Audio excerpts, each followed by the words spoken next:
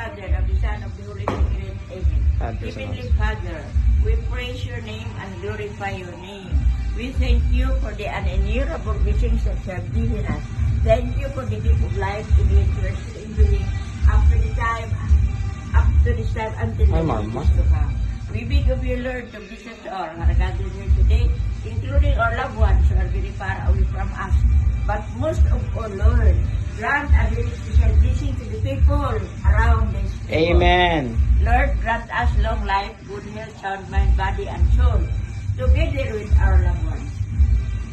Shower to us the many graces we need in our everyday doing so that we'll be happy all the time.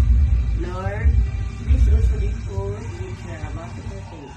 May this food give us more strength and power so that we will be able to serve you and our kingdom. This we beg of you through Jesus Christ our Lord. Amen. Father, the Son, the Holy Spirit. Amen. Pakai mengurus. Christmas. Oh, Merry Christmas.